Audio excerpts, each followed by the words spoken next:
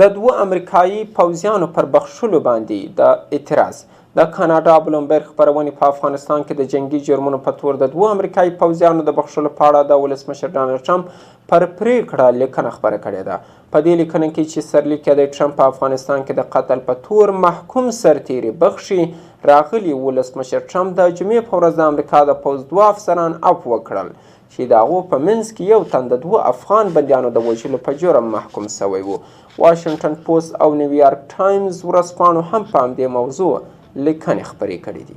د کاناډا بلومبرګ خپرونه زیاتوي د سپینې ماڼۍ له خبرپاڼې سره سم ډانلډ ټرمپ د کلینټ لورنس د بخښلو حکم لاسلیک کړی. هغه څوک چې تر خپلې قومندانۍ لاندې سرتیرو ته امر کړی و چې پر هغه چا ډزې وکړي چې پر موټر سایکل په سرعت د دوی خواته ور روان و. د بلومبرګ له لیکنې سره سم د امریکا ولسمشر د ځانګړي سمندري ځواک یو قومندان جګړن ماتیو ګولستن هم بخښلی دی.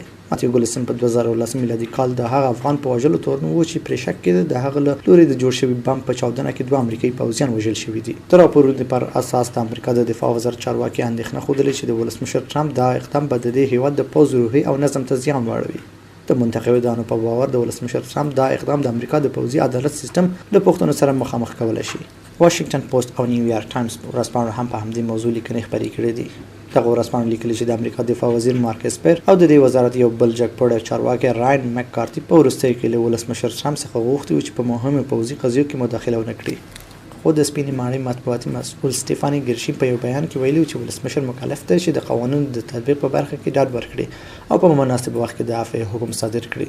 نېشنل انټرنیټ خپرونې په وروستۍ کې د یوني ډیویس د سفر یو یادښت خپور کړی دی. هغه چې کابل ښار ته د افغانانو د روزنې د یو پروګرام لپاره تللی و لیکلي چې امریکایي پوځیانو له مرګه ژغورلی دی. اغلې ډیویس په 2006 میلادي کال کې د دریم ځل لپاره کابل ته لاړه.